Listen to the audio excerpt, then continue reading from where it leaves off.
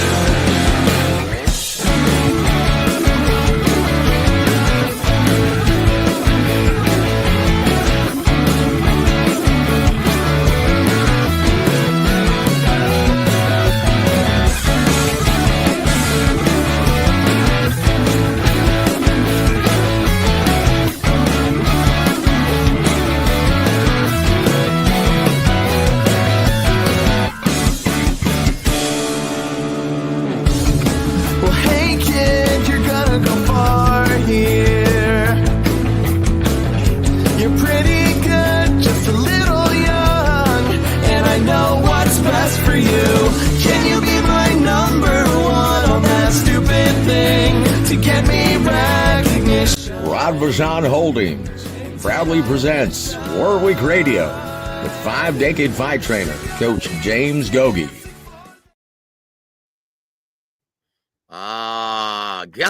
Guys, it's a great day in the universe.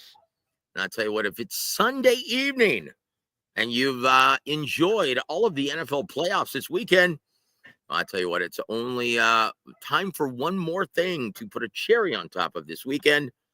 And it's a conversation with one of the greatest minds I've ever met in this business, the incomparable Coach James GOGUE.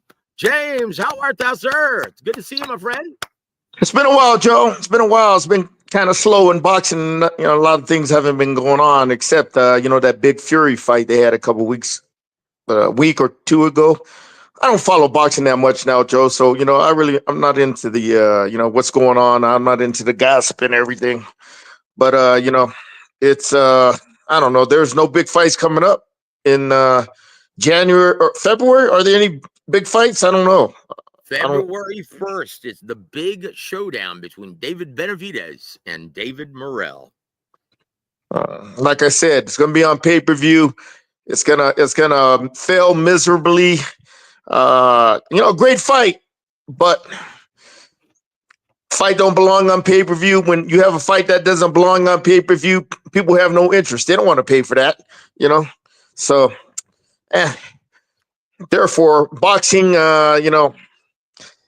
doesn't. You have a great fight, but the sport doesn't grow because the vehicle that's it's showing on. So, yeah. But anyway, yeah. One thing, and once again, I'm working with Team Morrell right now, and one thing that I tried to relay to them was and say, well, and I was trying to come up with strategies on how to get the mainstream and casual audience involved, and they were like, well, I don't know if we want to do that, and I'm like, what choice do you have, dude? It's like, and I said, and they were like, well, it's almost sold out, T-Mobile Arena, and I'm like, well, how many mainstream outlets are even talking about this fight? I haven't heard any. Exactly. That's my point. And I'm like, that's the problem. And once again, it's that old philosophy. If a tree falls in the woods and no one is there to hear it, did it actually happen? In other words, what's the point if no one is there to see it? And Joe, there's no buzz on this fight. I mean, mainstream, or to get United States, there's no in the U.S. That's where it's got to start. That's where the fights is being held, and there ain't no mainstream buzz. But if it was like in England, yeah, you'll get a buzz. You'll get a lot of immediate buildup. So you create some momentum going into the fight. There ain't nothing of that shit now. Yeah, they got that arena sold out. I don't know how. But big deal. Well, you know how, brother. Third-party ticket outlet, Al Heyman, buying up the tickets. Yeah, they buy the tickets and they try to resell them at the last minute. Yeah. So it's all bullshit. That's it, brother. Yep, that's it, brother.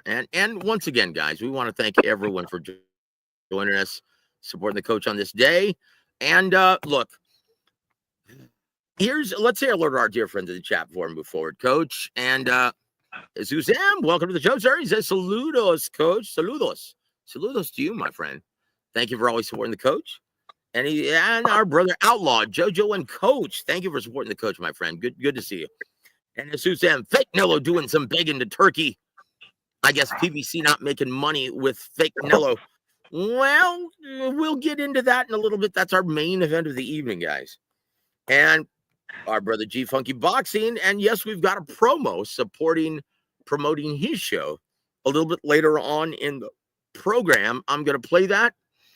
And guys, if you're in the Northern California area, please go watch the Benavides Morel Showdown at Mr. Tequila in Rancho Cordova, California, in the greater Sacramento metropolitan area.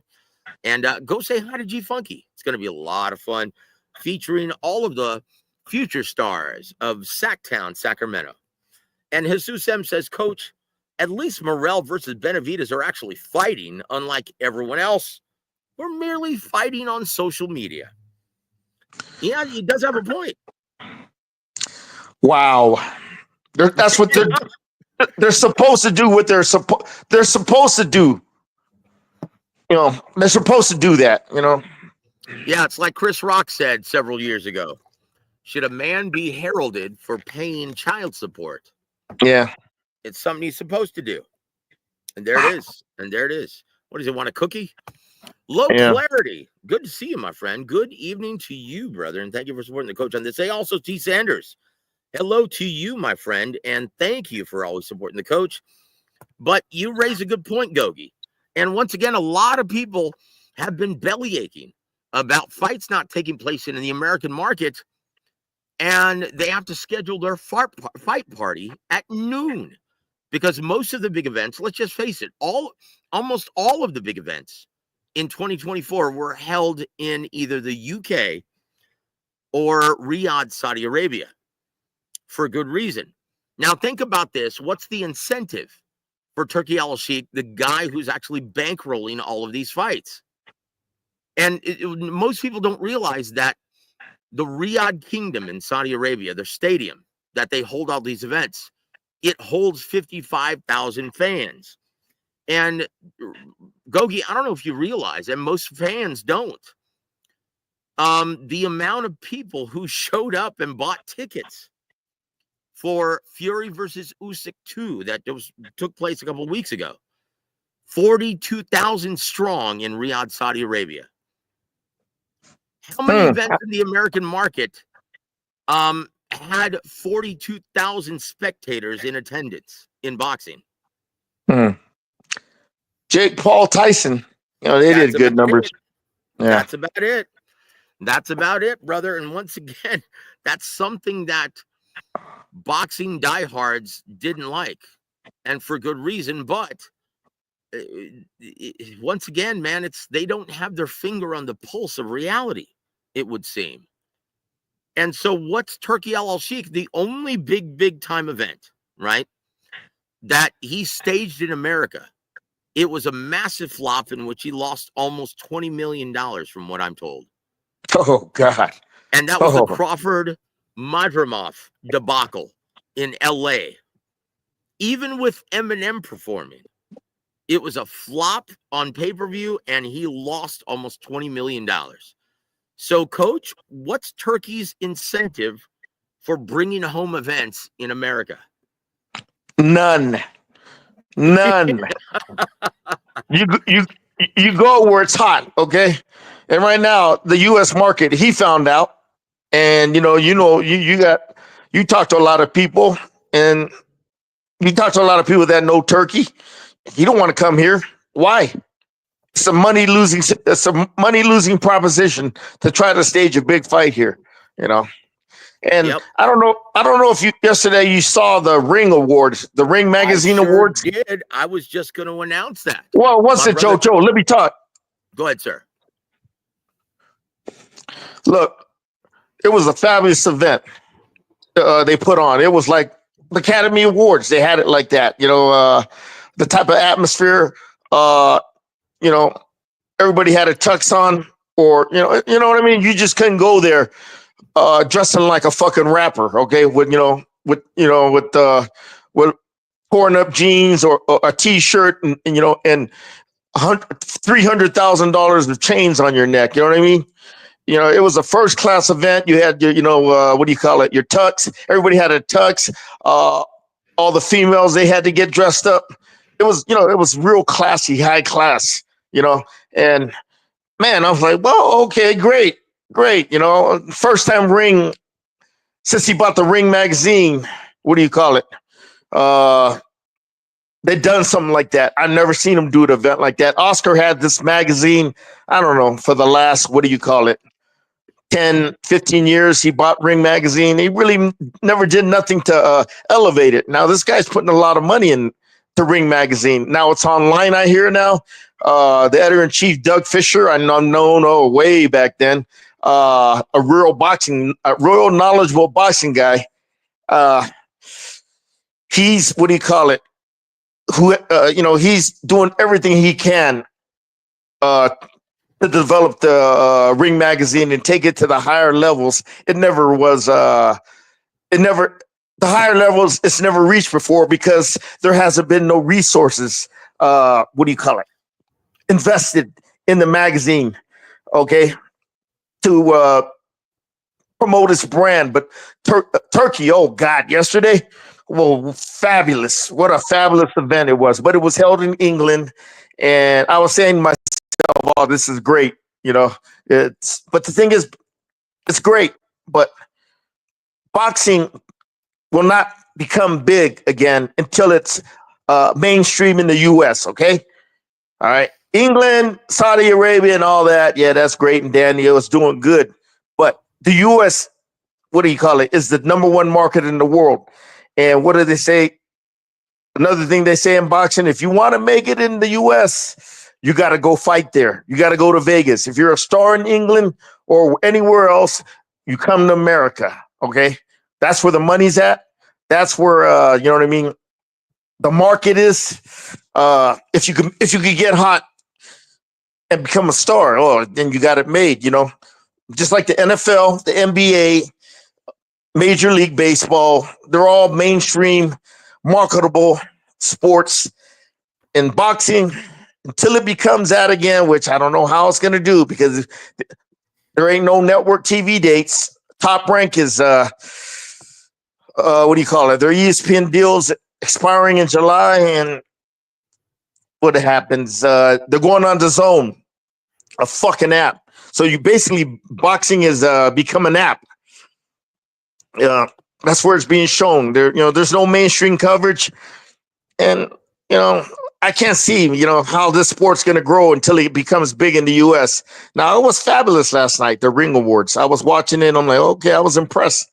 It's like the Academy Awards of boxing, the Oscars, But that's great and dandy. But until you do it until you go, until the boxing becomes big in the States again, nobody's going to give a shit about it. It's going to stay a mainstream sport. You know what? And truer words were never spoken, Coach. Once again, and we told you guys that this was a possibility. If the fighters continued to price themselves out of their realistic market value and the offers that were made to them, and if fight fans continuously stream these events illegally, right? And we're talking about just regular subscription events. Keep in mind, the Zone worldwide has over 17 million subscribers, but in the U.S., less than 500,000. Holy shit. Yeah, that says it all now, doesn't it? Oh, and that's where it's going to be boxing. That's where boxing is going to be. All the big promoters are going to be on the Zone with 500,000 audience, with 500,000. What do you call it? Subscribers in the States. Oh, that's terrible, man. Absolutely fucking terrible. Yep, that's why I was absolutely gutted, Coach, when I heard the news that basically Bob Arum's saying, well, Turkey Al-Sheikh basically gave us an offer we couldn't refuse, so we're on the dead zone. Oh, jeez. Yeah, so I wonder what kind of deal they're getting. Well, apparently it was too much to turn down. So now on DAZN, we have every major promoter on one network, like the good old days of HBO. Unfortunately, though, unlike HBO, they don't have 70 million subscribers. Yeah. Yeah. They've got less than 500,000. 400 and some change, coach. Yeah. That's a problem. That's a That's a huge problem. So problem. once again, if a tree falls in the woods and no one is there to hear it, did it actually happen? How are you going to grow the sport, Joe? How the fuck are you going to grow the sport in the U.S. With 500,000 subscribers? And how many of them are boxing fans, okay? Yeah, I know. Well, I tell you what, guys, let's shift gears to our main event of the evening. Yeah. Once again, let's do this. It's something we usually don't do on GOGUE show, but we're going to do it tonight, okay? Here it goes. Maybe, just maybe, it's time for Rick Glazer's Twitter watch. Bang! Once again, we want to thank Teddy Atlas for doing that intro for us. And this is Rick Glazer's Twitter watch, and he stated this on January 10th, 2 days ago. And he said, being told by a very reliable source that the Canelo Crawford possibility has greatly increased in the last couple days. If signed, no word of it, would be May or September. The world awaits. Well, we saw Canelo at that black tie gala refusing to wear a tux, but he wasn't there just to participate in the ring awards. He was there to talk with Turki Al-Sheikh. Finally. And from what I've been told from my brother, who will not be named on this show, but anyone who's an ardent listener of War Week Boxing knows exactly who I'm actually talking about. I've been told that Canelo versus Crawford has been agreed upon verbally for September of 2025. And it's Turki Al-Sheikh has agreed that this is an American fight. Coach GOGUE, is there light at the end of the tunnel? Because from what I've been told, it's going to be Canelo versus Crawford, 2025 in September, Mexican Independence in Las Vegas, Nevada, at the T-Mobile Arena. It makes sense. It makes sense. When you got a hot fight, you got to put it in the right location. Vegas, Canelo does big in Vegas and everything, okay? So it makes sense. But they're going to have it on pay-per-view, and it comes down to this, where they support it. They're going to need at least over 1 million, 1.5 million buys to drive this. We'll see. I don't know what their minimums are. I don't know what they're going to charge for the pay-per-view, but we'll see. This is what brings me hope, because Turki Al-Sheikh has already told my guy, who works with Frank Warren and works with Turki Al-Sheikh, right? And he's told me that Turki Al-Sheikh will not stage a pay-per-view for more than $29. That's cheaper than UFC. That's cheaper than WWE. And that's what gives me hope that this could score a massive hit in the American market. How? Joe, we'll see. The way we'll see. Honestly, I lost a lot of faith in this fucking sport. This is, especially, this week I'm finding out the fight with Teofimo Lopez and that Matias guy from Puerto Rico. That fell through at the last minute. That fight, Teofimo wanted it on pay-per-view, and Arum didn't want to, so they just pulled the plug. And just the way he's acting and this and that, I'm like, these motherfucking fighters, man, these bitch ass fighters, man. I'm sick of it. The money's there too, but they're overpricing themselves, and they got these what do you call it? These delusions of grandeur of how much they should make. Yeah. I lost faith in this fucking business, man. To me, it's a fucking joke. That's why I don't even follow it that much. Well, I tell you what, the racket has come to a screeching halt. Okay. And Turkey Al-Sheikh has taken over the sport in a very resounding way. So it's up to us to promote this thing in the American market, because you said it. Is there any hope of these events reaching the masses on pay-per-view, hidden behind a pay-per-view paywall? None. How, Joe? That's You it. can't. What do you call it? You can't score. You can't score a big pay-per-view hit until the mainstream public knows who these fuckers are. Hagler. That's it. When he fought Hearns, they were on mainstream TV all the time. I remember that fight. I remember when they were building up that fight, man. You know, Hearns, he knocked out Duran.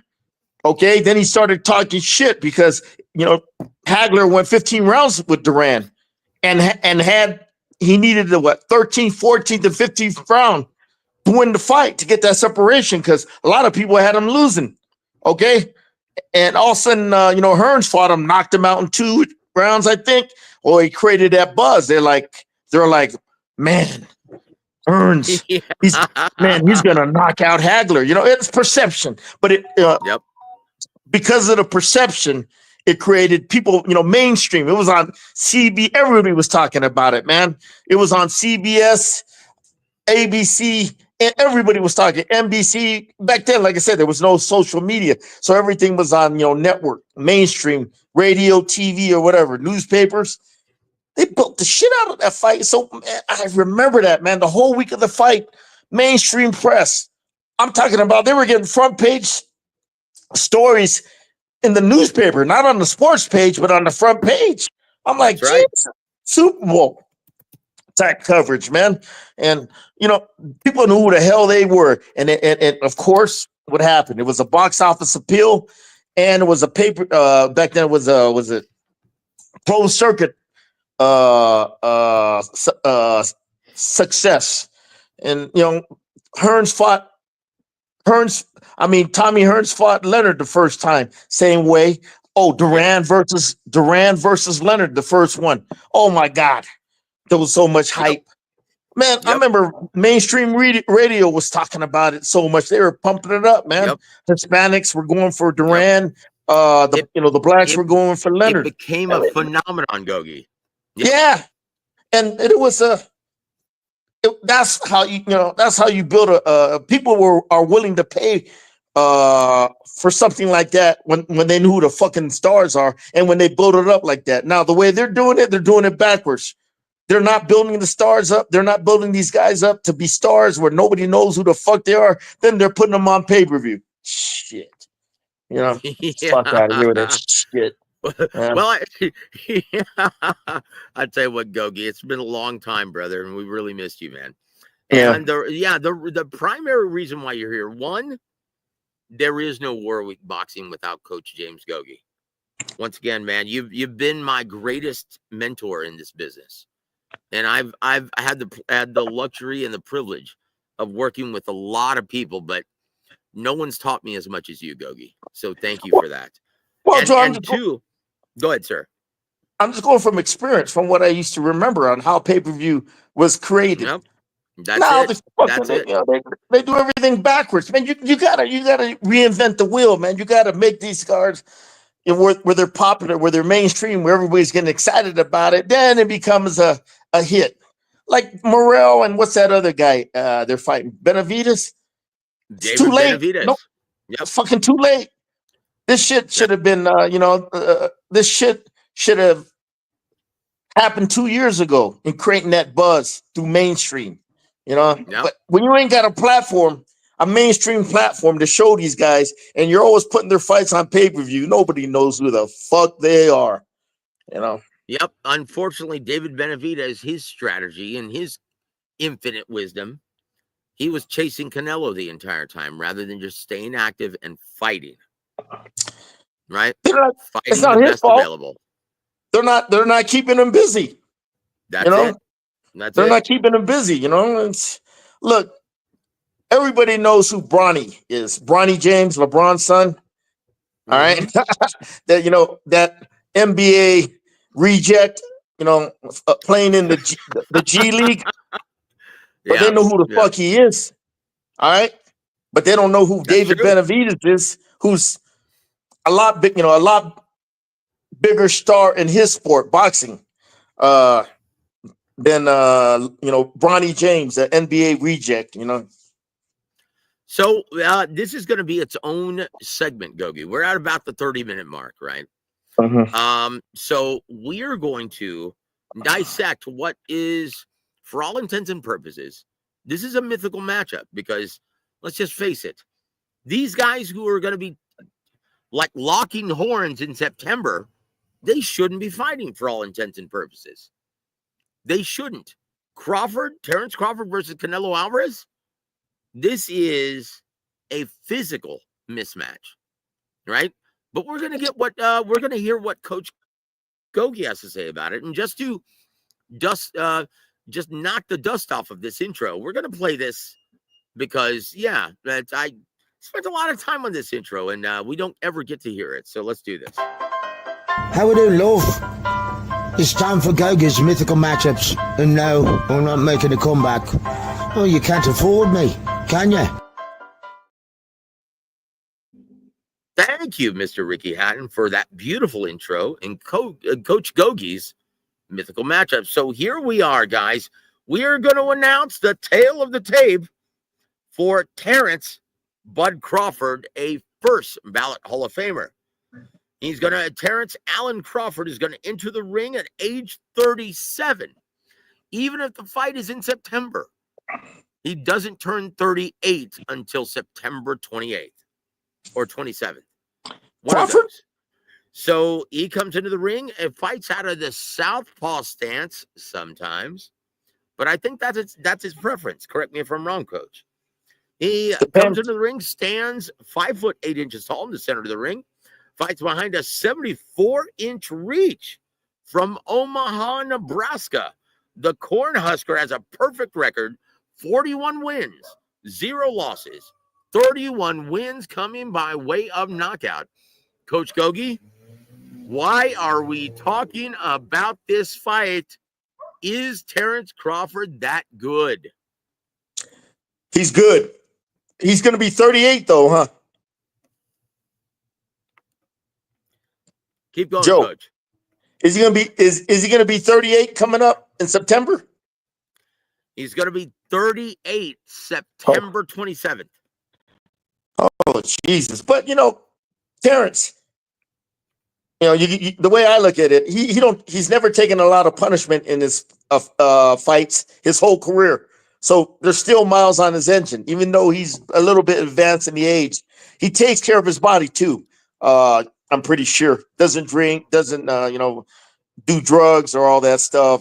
Doesn't party a lot. You know what I mean? I can see like Hopkins, he pretty much preserves his body, treats it like a holy temple and doesn't abuse it. So, like I said, you got a fighter that's come, throughout his career, has taken a lot of punishment and doesn't take care of his body between fights. And he's got a really, really a lot of mileage on his odometer. Hopkins, don't forget, he won the title again at 45. Then it was a champion again at, I think, 47 or 48, 49. Yep. I can't remember. Unfucking believable. He won the WBA title against Beirut Shumanov at age 47, I think it was. Yeah, so, incredible. That's incredible. The longevity he had in the business, that's called taking care of his body. Okay. Paid attention to his training rules 24/7, every week, every month, year in and year out. Okay. To him, it's what do you call it? It's a lifestyle for Hopkins. So he was able to fight till he was 50 and everything. Okay. So Archie Moore, the great Archie Moore, Don Chargan told me one time, 39 years old, he won the title with 152 fights on his resume. Held the title for 10 years until he was 49 years old. Some guys are like that. Okay, they have the ability to do that. Ronnie Shields, he fought a guy. God dang it, I can't remember his name. The dude fought God, I can't remember his name. He was like 53, 54, and 4 years old. He still was fighting competitively. I can't remember the guy name. He fought him for the title, man. I forgot his name, man. Ronnie knows he fought him. But the thing is, some guys are like that. They're they take care of the body. They don't take a lot of punishment in their fights, so they can fight in that advanced age. Crawford, I feel he's like that. Okay, and from what I hear, since last year, he's been sparring big guys all the time. One of them is Lester Martinez, super middleweight. That's in his camp. Yep. Super middleweight contender from, I think, Guatemala. Yep. Yeah, tough, rugged, physical guy. He's been sparring him on a regular basis, to acclimate himself, to the size difference and everything. And I heard he Yep. has no problem. So, but that's one thing, sparring in the gym with big gloves and a headgear is a totally different. When if any of you fighters are listening or coaches out there that know professional boxing, it's totally different on fight night. When you take that headgear off, you put on little bitty gloves, the factors change. You know what I mean? The factors, the variables change. The naturally bigger guy can take your punches so much better. They absorb your punches like a sponge absorbing water. Okay, the naturally bigger guy. You can hit him with your best shots, doesn't affect him. Like I said, it's like the sponge absorbing water. It doesn't get their attention, doesn't put no fear in them, and they continue with their game plan. A natural bigger guy. And another thing is, when you get in a fight, you could see the difference. You can feel the difference right off the bat when they hit you, especially in close quarters. You're like, oh Jesus! You can feel that. You can feel that power and everything, and you can feel the natural physical strength too. Of them guys that are naturally bigger, and that's something Crawford, he's gonna find out. Okay, he's gonna find out and everything because he's doing it the right way. He's sparring bigger guys. He's getting more accustomed. What do you call it? To the natural bigger predator he's going to be facing in Canelo. So that's it's probably the best way to adjust if you're going to be fighting a naturally bigger guys, to spar bigger guys in the gym. And he's been doing that, I heard. And now I heard he's been doing very, very exceptional because hey, he's the exceptional boxer, exceptional boxing IQ, multi-dimension skill sets, and he knows how to use his skill sets. Because he has a high boxing IQ. He knows how to use the multiple weapons in his arsenal. Okay, so interesting fight. Canelo, on the other hand. Well, hold on, Coach. Let me rattle off the tape for the Cinnamon Boy, Saul Canelo Alvarez. 1 second, Joe. Yeah, go ahead, sir. Yeah, let me go on Crawford. His ability to box. Okay. Control range and distance. A very good counter puncher, very good jab. Man, Canelo slowing down, meaning his reflexes. He gets hit more than he's done in the past. His movement, his ability to switch stances, making him the best switch hitter in boxing, the best ambidextrous fighter in boxing. The way Crawford, he'll fight left-handed if he has a good feel out there that he's controlling you. But if he feels, the momentum is shifting to his opponent's side, he'll switch stances. He'll go to the right-handed stance. That gives people fucking problems, man. You fight a southpaw, all of a sudden you got to fight a right-handed. So he goes both ways and everything, to neutralize your momentum that you're picking up. And that's a smart, intelligent fighter, and he knows how to do that, Crawford. Okay, his ability to go back and forth, man, and he does it so effortlessly. Why when he goes? Why is he so effective when he goes from left-handed to right-handed or right-handed to left-handed? Why? His jab doesn't miss a beat. When he's from the southpaw stance, his jab, his lead, that right jab is sharp and crisp. Okay, when he turns to right-handed, this left jab is just the same, sharp and crisp. He doesn't miss a beat. That's what makes him. That makes him a very effective switch hitter. His ability to go back and forth because of his jab and his footwork. He knows how to keep that range and distance, whether he's from the southpaw or the right-handed position. But his jab, though, Joe, it doesn't miss a beat when he switches stance. That's why I'm saying to myself, all this stuff will cause Canelo problems. The only thing I'm concerned about, well, I'm not concerned about shit. Canelo and them guys got to be concerned about is what do you call it? Is not Crawford and them guys got to be concerned about is what happens, when he can't hurt Canelo. You know what I mean? What happens when Canelo hits him? Stuff like that. What happens in the pocket when he feels his physical strength and he can't handle that, his heat up close. Because, look, Joe, that's why there's weight divisions, okay? In boxing. That's it. Welterweights don't move up, 1, 2, 3 weight divisions and fight the champion. It doesn't make sense, okay? That's why there's weight divisions. But it's interesting, Crawford and his people, this is the biggest payday out there. They don't want to fight guys like Boots or the Charlo brother. Well, fuck it, they can't bring him no money, but they know Canelo will. So they, and they've been preparing for this shit last year. You know what I mean? That's it. Yep. And his body's been growing. He don't have to worry about making weight. His body's been growing naturally into the weight, and he's got a great strength coach to help him out with the to get, what do you call it, physically stronger and all that and everything. But the thing is, he understands the challenge, and he understands this is something you don't get ready with. You don't get ready for in a 12-week span. He's been doing it last year, since he beat Spence. So, you know what I mean, Joe? True. His body's that is true. His body's adapting and everything. But all that shit I talked about, it'll give Canelo problems. But Crawford, that's the only thing can he hurt Canelo? Can he get his attention? I know he could box the shit out of that guy. All right. I know his ability to switch stances is going to confuse him, his movement and everything. You know what I mean? On the inside, Crawford has the ability, he used to wrestle. So he knows how to smother, Canelo's inside game, tie him up. You know what I mean?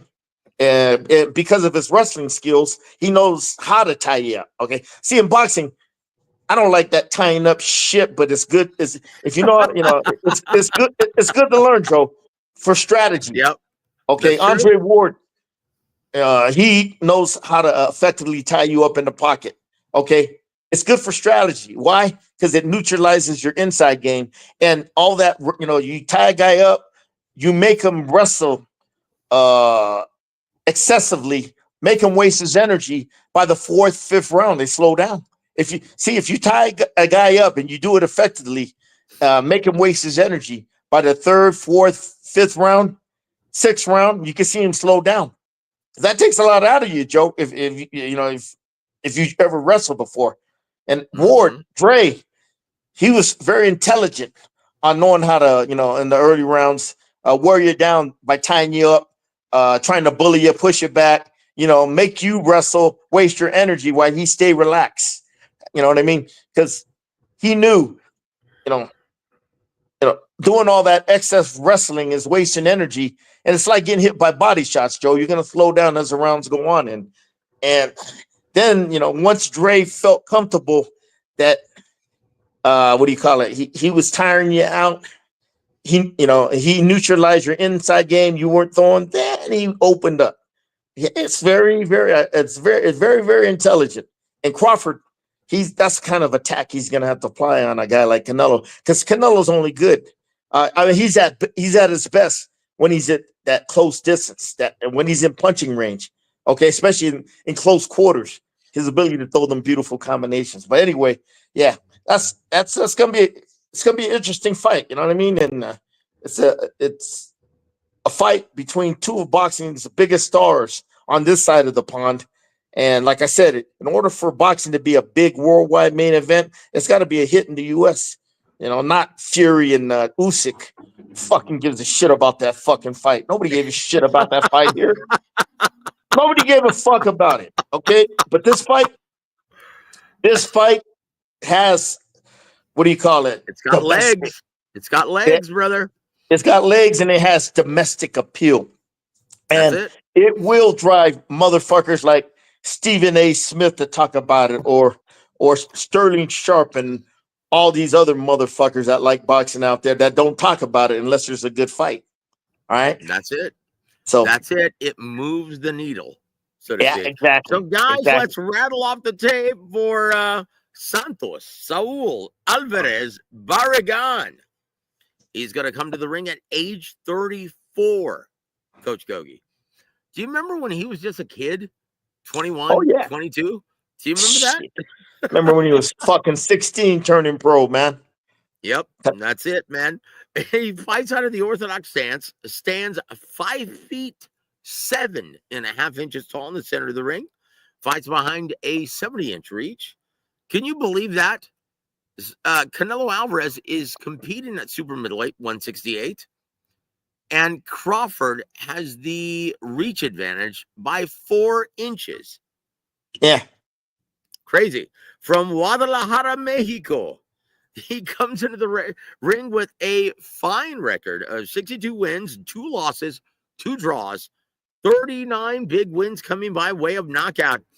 Coach Gogi, why is Canelo Alvarez destined to be the odds-winning favorite? Naturally bigger guy, baby. All right. What do they say? What do they say in boxing, Joe? The naturally bigger guy, the naturally great. No. Guy. Here's the saying. Here's the saying, Gogi. The age-old adage that Don taught us, right? A good big man beats a good little man every day of the week. That's it. That's it. That's it. A naturally bigger guy. I would say the naturally bigger great fighter always beats the naturally small fighter. Hey, that's why there's weight fucking divisions, okay? Yep.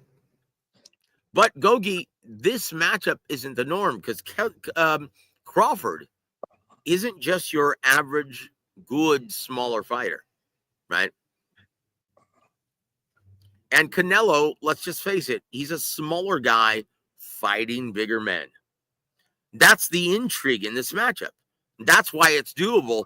And look, let's just rewind almost 10 years ago now. I can't believe it's been almost 10 years when Manny Pacquiao whooped the living snot out of a really dehydrated Oscar De La Hoya at 147 pounds. Yeah. Look, say what you want about Oscar De La Hoya being emaciated and dehydrated, but that's a Hall of Famer. And Manny Pacquiao gave him the business. Could we potentially see that in September of this year? We'll find out. Canelo's, like I said, he's got a lot of miles on his engine. And what Don Chargan always told me, a fighter could get old overnight. So we'll see. It has a lot of intrigue, Joe. I'll know right off the bat. I'll find out if Crawford has that ability to get his attention, get his respect. The first couple rounds, first 3 rounds. And if he does that, I know the fight is going to be, the momentum of the fight is going to be on his side. Just like when he fought Spence. I said I noticed right off the bat. First round. The first round. Yep. Yeah. When they got in the pocket, he pushed Spence off him. I'm like, yeah, he's physically strong enough to, to take him, to battle him in the trenches and beat him in the trenches where Spence is at his best. And once he did that, once he determined that, once he did that at the beginning of the fight and let Spence know he could beat him at his game on the inside right off the bat, he knew the fight was his, baby. Because he knew he can execute his outside game better when he knew that he could dominate the inside better, Okay, so Gogi, I'm gonna blow you up, man, real quick. Okay. So let me just put things in perspective, guys. So this is when you praise Jesus and have a blessed life. When there's a big fight going on, and you can text Coach James GOGUE in the middle of a big fight, and he tells you exactly what he's thinking. That's what happened. That's a true story, and that's what happened to me during Crawford's fence. And I was sharing that with all of my young fighters in the San Antonio area. Like, guys, you have a blessed life when you're receiving texts from the incomparable James GOGUE during a big fight. And that's why, guys, once again, there is no Warwick boxing without Coach James GOGUE. What was I texting, Joe? What I'm telling you right now? No. What you texted me, and I'll never forget it. This fight is over. Oh, yeah, Terrence Crawford just took away the Errol Spence volume jab.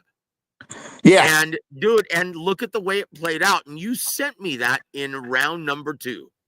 I said this fight ain't gonna go to the distance. What did I say? Within 8 rounds?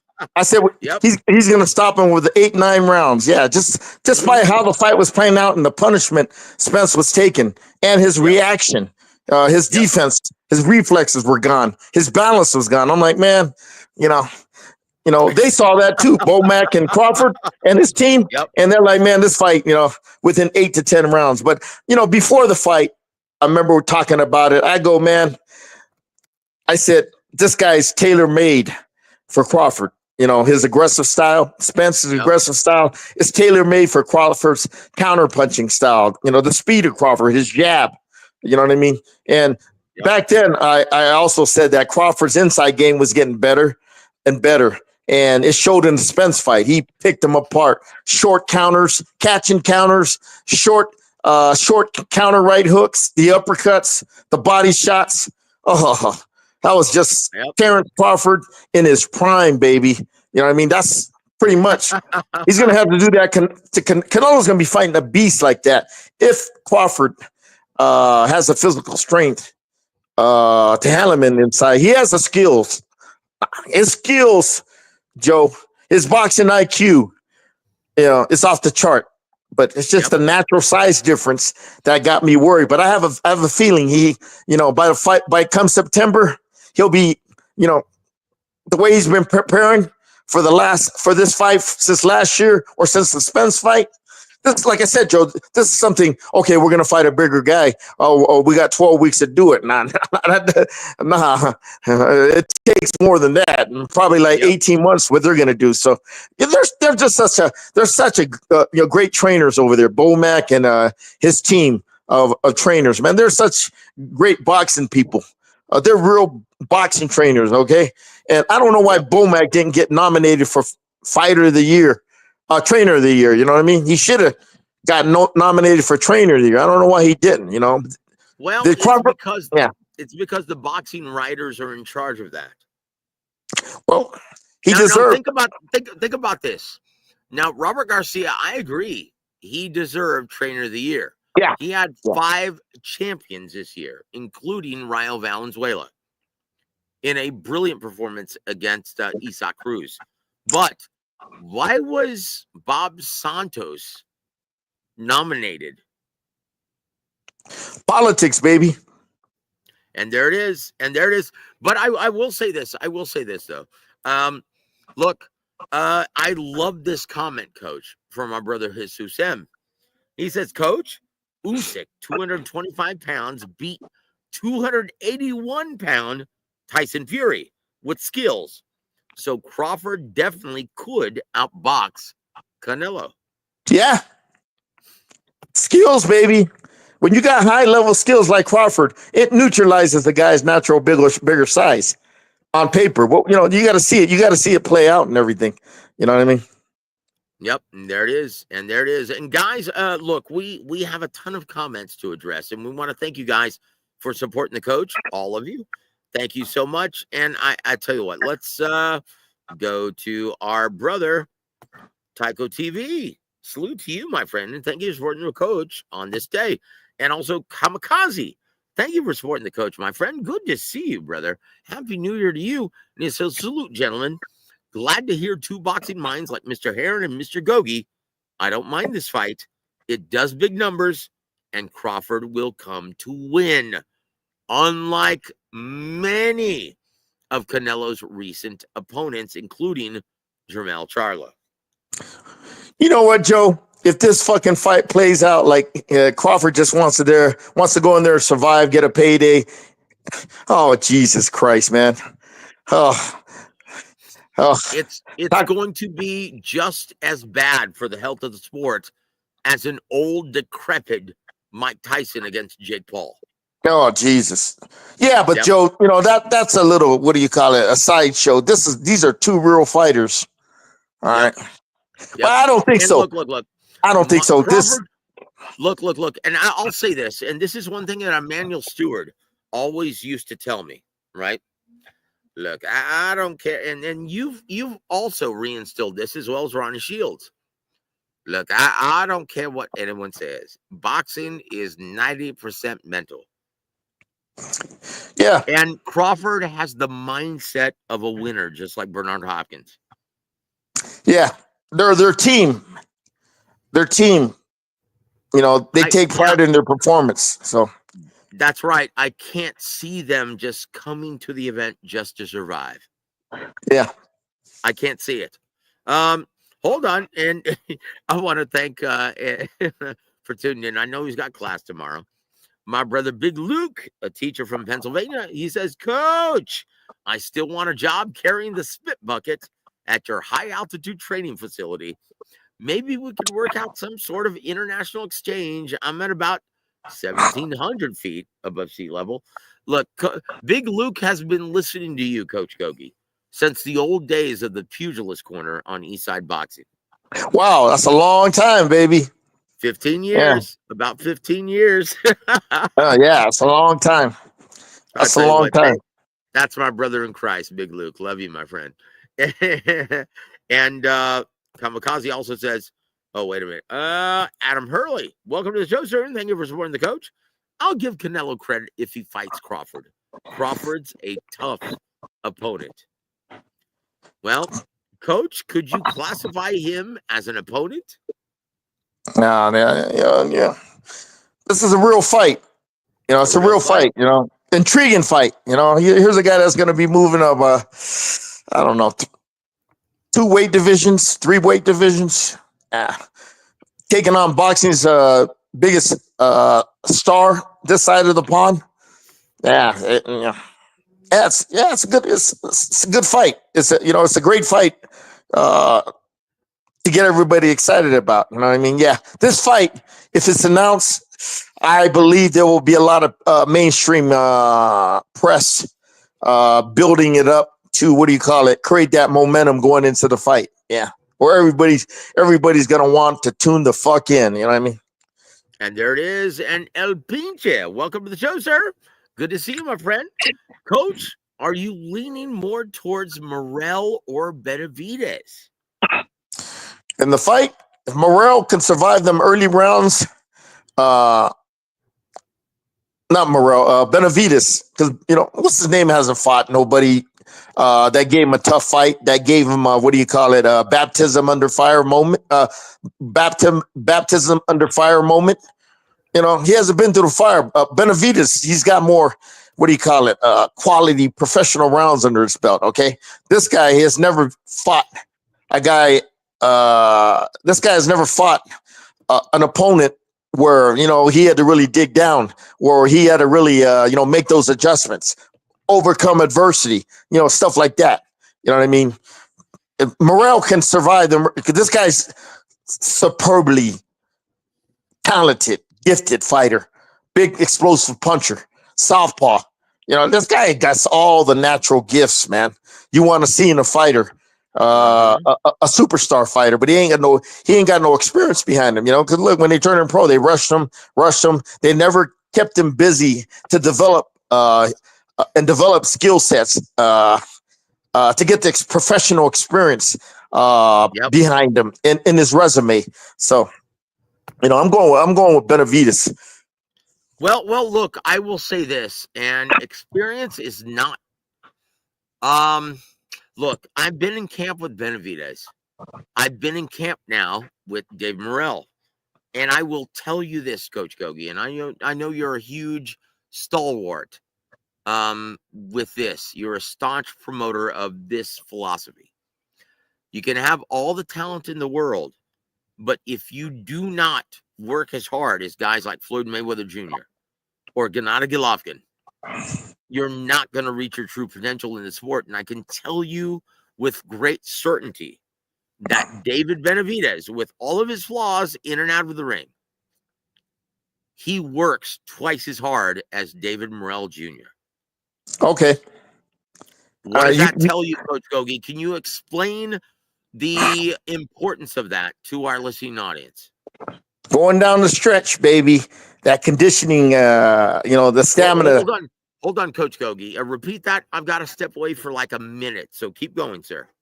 Well, what happens is, going down the stretch, stamina becomes key. How much gas do you have in your tank? Okay. When you're going down, the fight's close. You're going into the championship rounds, 10, 11, 12. If you ain't got no gas in your tank to execute your game plan, to execute the fundamentals of boxing, you're in trouble.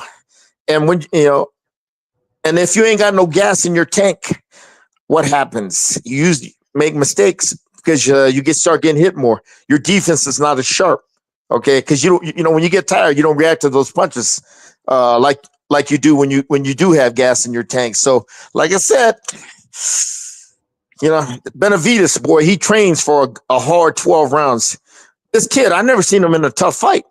His fights are pretty much been one-sided. He's been asking all the questions, but he hasn't been answering no questions. This fight right here, he's going to have to answer a lot of questions. But me, this kid doesn't have a lot of professional experience. He don't have a lot of quality professional rounds under his belt. Going down the stretch, you always got to favor a guy like Benavidez and everything. But Benavidez, he has defensive flaws too. And This guy's a big puncher.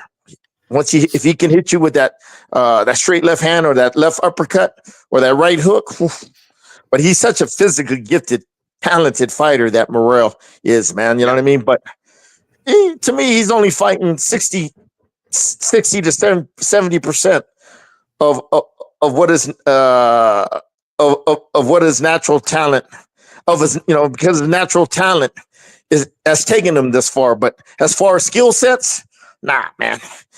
There's a lot of shit that guy's missing, man, especially in the trenches. Is this guy going to have an inside game when Benavidez takes it inside? All right, we'll see if he has the inside game. You know what I mean?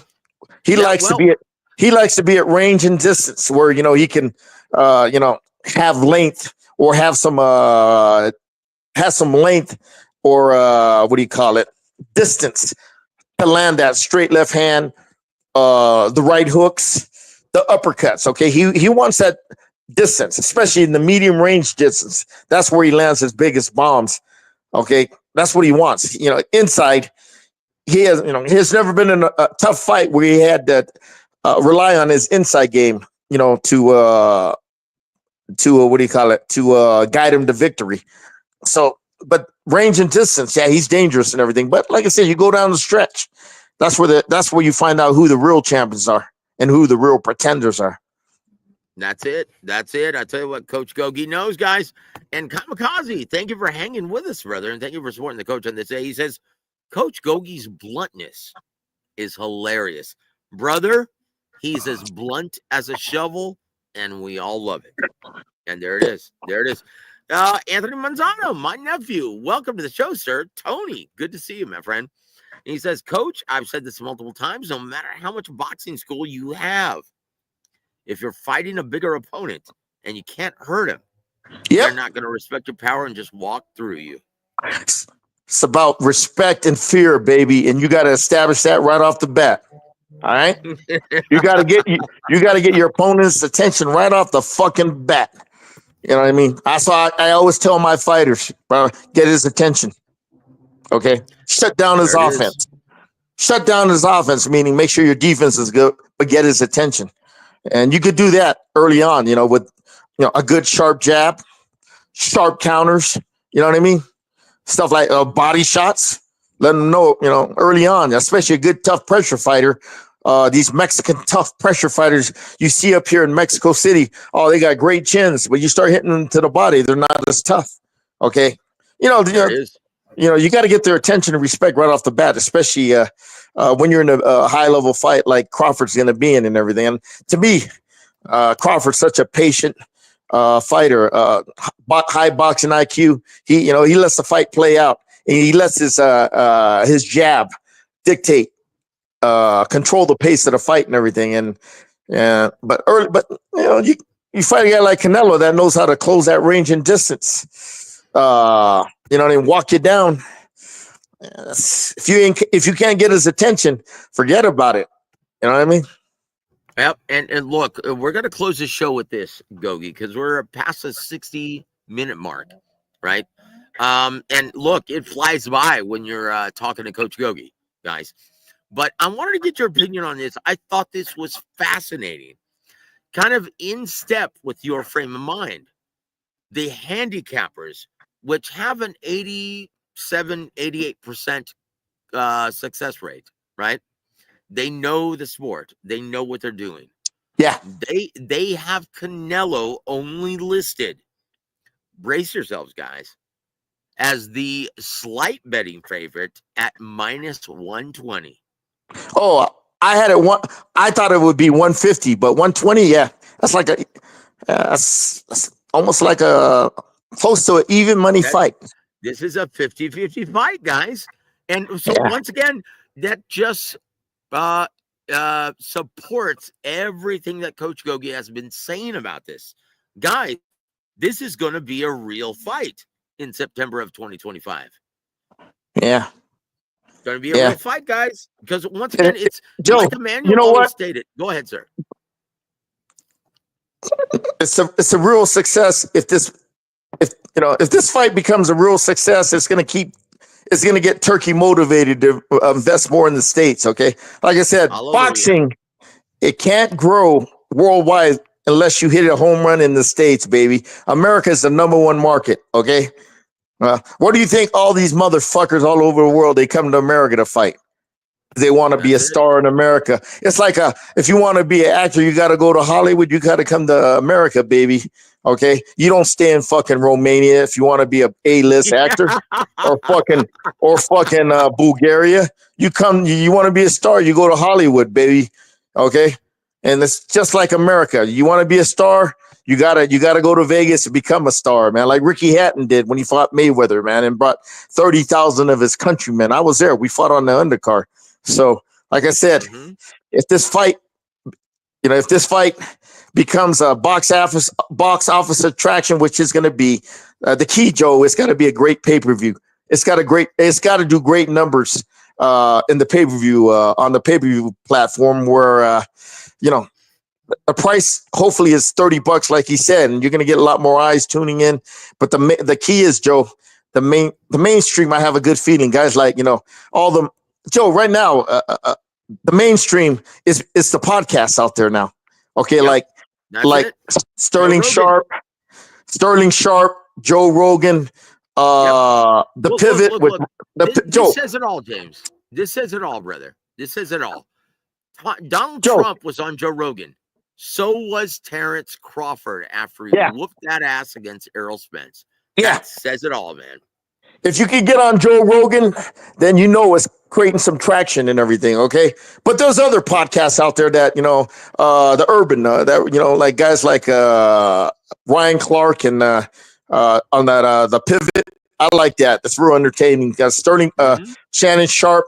Then they got that other, all these other fucking guys I see on, on these podcasts. But that's becoming the go-to to promote fights. It ain't network TV because they're out of this shit. Okay, radio, network radio. It's these podcasts that are social media, which is driving boxing and everything. Like Trump, you know what I mean? Well, the key to him, one of the keys to him winning an election, his son.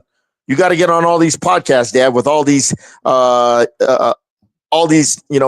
and coming guys that have huge audiences that you can reach and everything. and he did. You know what I mean? And he did, and that's the same thing with boxing. You got to hit all these, all these big, the boxing, of course. You got, they're always going to be there, man. And all these internet scholars you follow on Twitter and all that. But it's the mainstream guys like Rogan. That's where you want to hit, or they're out there, Joe. I mean, I don't know which mainstream podcasts are out there, but them are the guys, and you gotta really build it up between them motherfuckers, and then you could create that buzz going into, Joe, if they're talking about this fight 2 months, 6 weeks away from the fight, and they're getting hey, that's how you get the ball rolling, man. You don't see them. You don't see Joe Rogan talking about Benavides Morel or all them other motherfuckers. Nobody's talking about it. So the mainstream is the podcast. Okay, you don't see all the motherfuckers talking about this shit. Only people talking about it is these boxing podcasts, that fans. Yeah, and who do they people that tune in are the hardcore boxing listeners, which there's only, like Leonard Ellerby said, around 250,000 left in the States. You know what I mean? It's preaching to the choir, brother. Preaching to the choir, and that's not what we need, and that's not going to help grow the sports. But I will say this though, Coach, hot take number one on the show: Floyd Mayweather Jr. coming out of retirement and challenging Mario Vargas in June. That's what they're saying. That's what, about 10 people in the world know about this, and you are now number 11. In Dubai? In Dubai. Yep. What a man, because of Floyd, because of Floyd, he's still got a little bit of a name out there. Yeah, he'll draw numbers. He'll draw numbers and everything. And plus, Floyd's been doing these exhibitions. He keeps in shape all the time. Yep. He's such an advanced age, man. You know what I mean? But from what here's the real news. From what I've been told, Mauricio Suleiman is willing to sanction it as a legitimate title bout. Yeah, I would. You look through history, Joe. Like I said, guys like, how old is Floyd anyway, man? God damn, 50? I think he's about 46, 47. Nah, he's older than that. I mean, little Floyd. Let me look at little Floyd. Well, he ain't little. I mean, I used to talk because I remember. I'm remembering Floyd right now when I seen him in the amateur, 15, 16 years old. So, but he's a grandfather now. You know what I mean? So he's 40. He's 47. Joe, and he's going to turn 48 on February 24th. Well, Joe, like I said, you guys got Archie Moore, and if you looked at past history boxing, you guys had Archie Moore, Hopkins. At advanced age, they won titles. They fought in title defenses. You know what I mean? That one guy that fought Ronnie, I can't remember his fucking name, man. Jesus. Ronnie fought him for the title, and he beat Ronnie. I forgot his name, man. But he fought till he was like 54, 55 years old. Unfucking Saul Mamby. Saul Mamby. That's it. From New York. He fought Ronnie Shields. Saul Mamby. He fought him when I think they fought in Japan. I think Ronnie was 140, and he beat Ronnie. He fought. Wonder. Yep. Yeah, he fought. Yeah, so like if Floyd doesn't abuse his body like drugs, alcohol, and shit like that, and he's always staying in the gym and all these exhibitions he's been doing throughout the year. It's in front of the crowds, it's keeping him sharp. Yeah, it makes sense, man. Fuck yeah, yeah. That's a fight. And Floyd is Floyd. Everybody knows Floyd, man. He's an international star. Nobody knows who the fuck Mario Barrios is. Well, after that Netflix show, he's gotten more. That gave him some more publicity and everything. But he doesn't fight.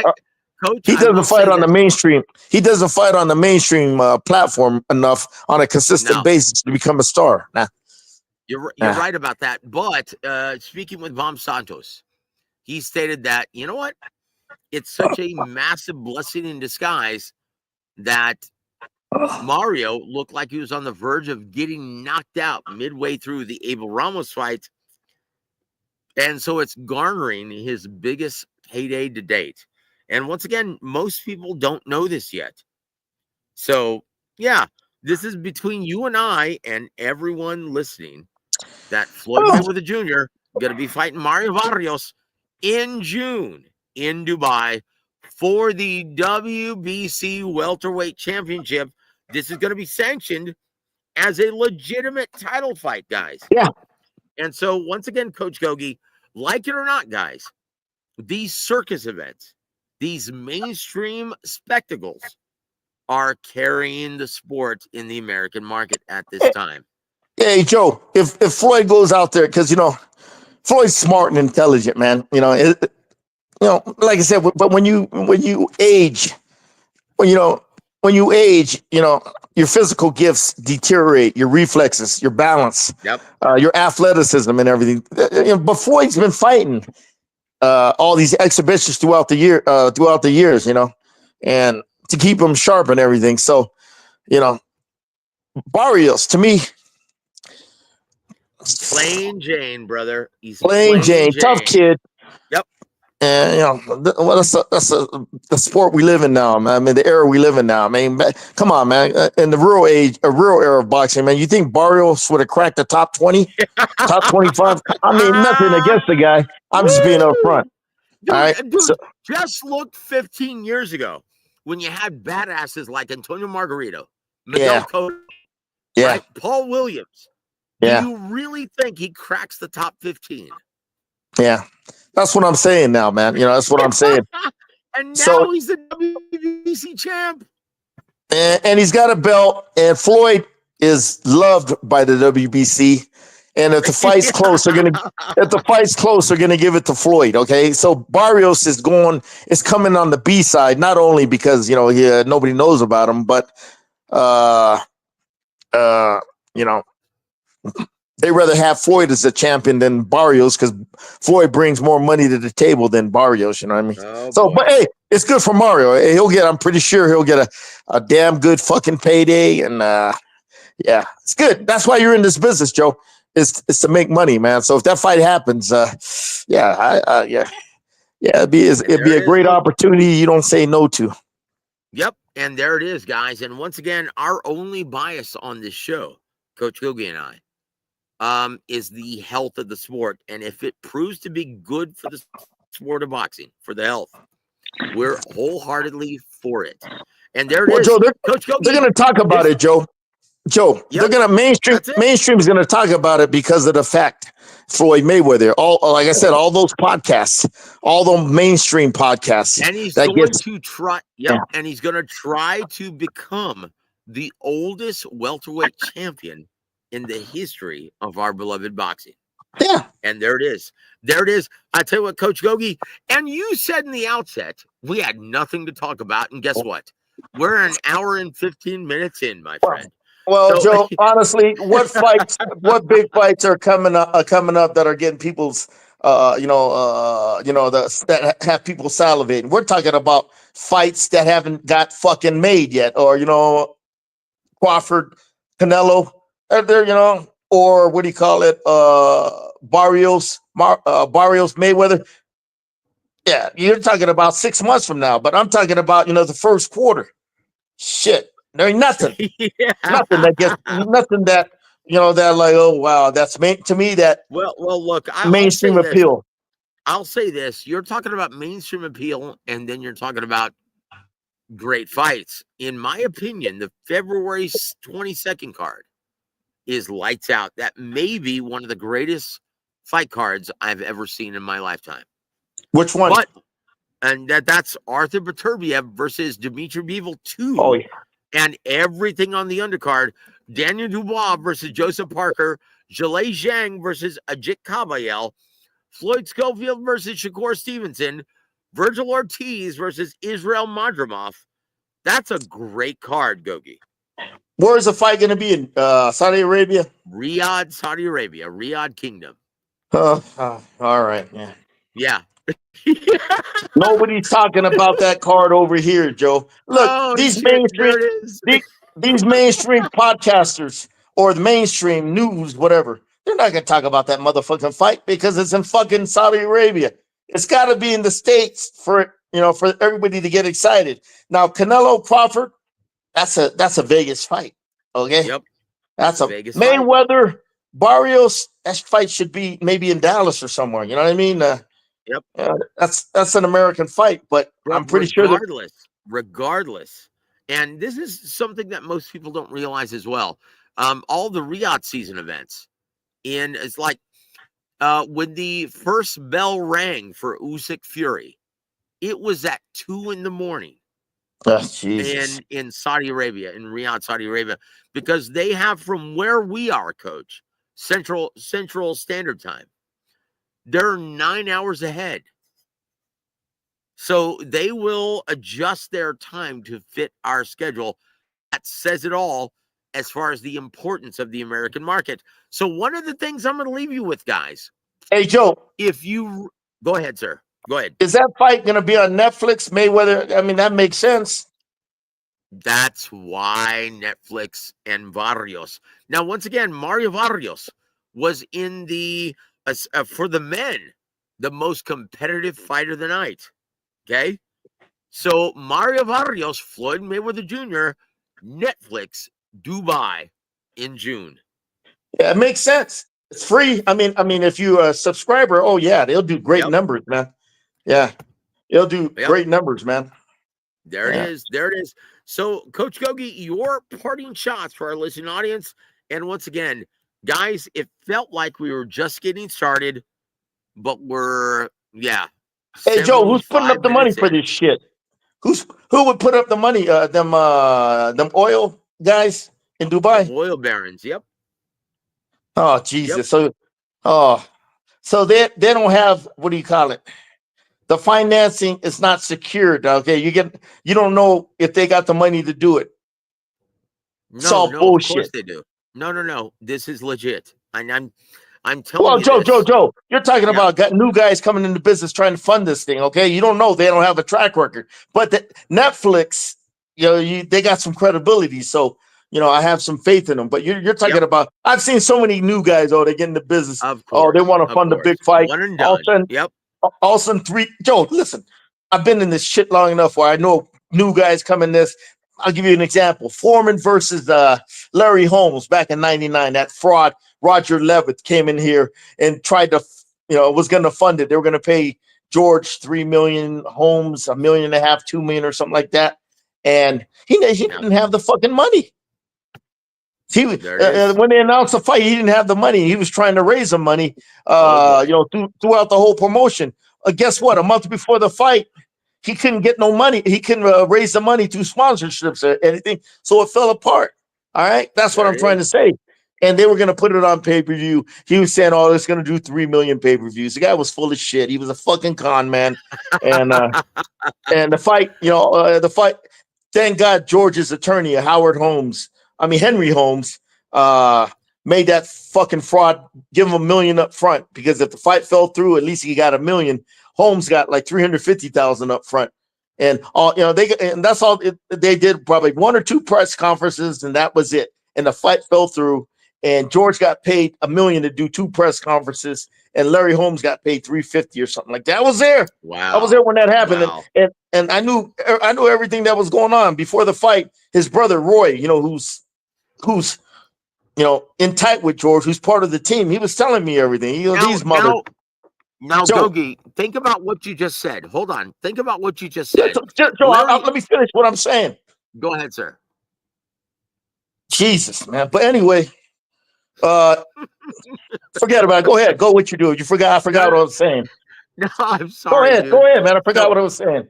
So what you were saying, though, Larry Holmes, $350,000, right? That's what you were saying. Devin Haney is expecting over $5 million for the rematch with Ryan Garcia. Joe, he got $350,000. Joe, he got $350,000 up front just in case Joe. Forget about it. I don't want to talk. It gets pissing me off, man, when I can't interrupt my train of thought. Anyway, go ahead. I'm sorry, Joey, but it's a different world now, and it's terrible, and that's why boxing is just Joe, it's still the same in America. Go You're ahead. talking about new investors. I don't know. I never heard about. Want to fund this fight. You don't know if they're going to come up with the money or not. And then you got but Netflix. If it's on Netflix. But the thing is, Netflix is going to. They'll pull the plug if they find out these motherfuckers ain't sincere a week before the fight. Let me finish my story, Joe. Okay, let me finish. What happened was Roy. When this fight was pulled off, I'm like, oh yeah, man, this fight's going. Hey, you got they had the big old press conference in Houston. They fucking one of the school district. They had all the elementary kids there, on the buses, to help promote the press conference. And I was there. Roy, I saw Roy there. One of George's closest confidants, his brother. He goes, man, he started laughing. He goes, this motherfucking fight might not go off. I'm looking at him like, he goes, you know anything about this guy? I said, nah, yeah, he's a fucking fraud.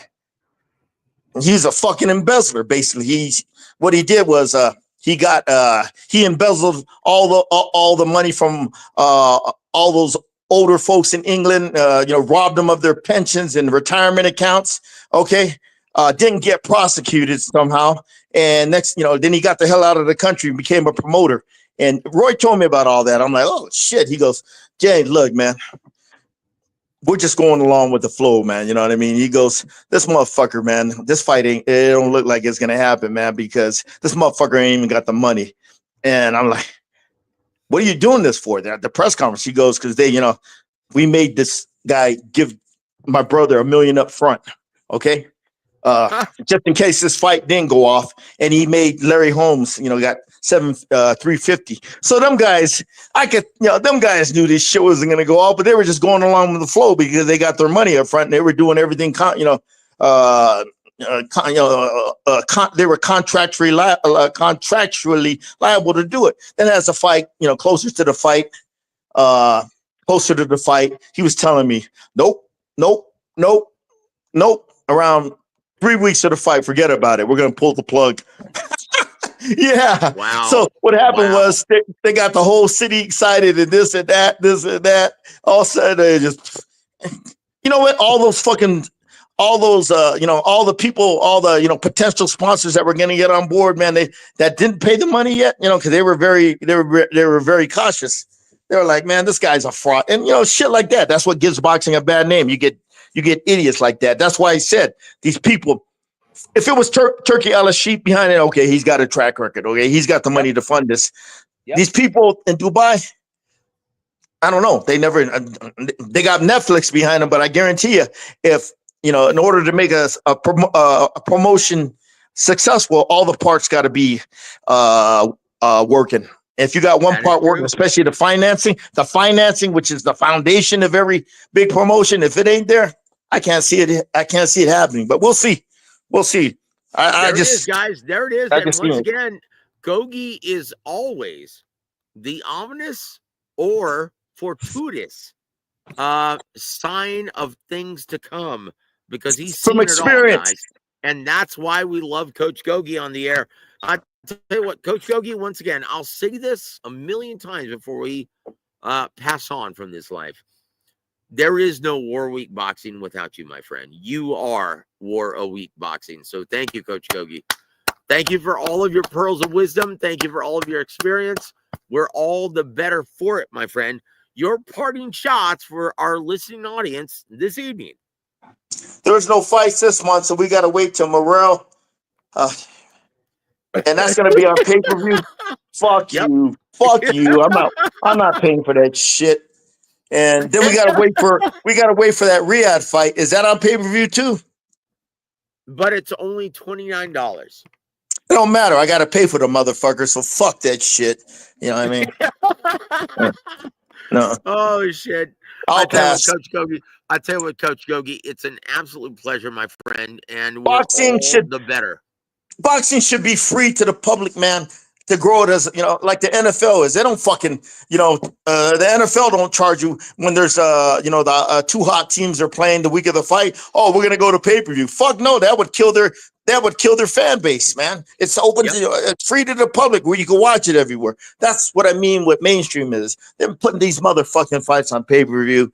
And when that turns people off, man. When you gotta pay for something. It You know, does. when every other sport is fucking free out there, and you got to pay these fuck you, man. I ain't got sick of this shit. Yeah. Guys, the GOGUE has spoken. So, guys, on behalf of the living legend, Coach James GOGUE, I'm Joseph Aaron. You've been listening to War Week Boxing. Have a great evening, everybody.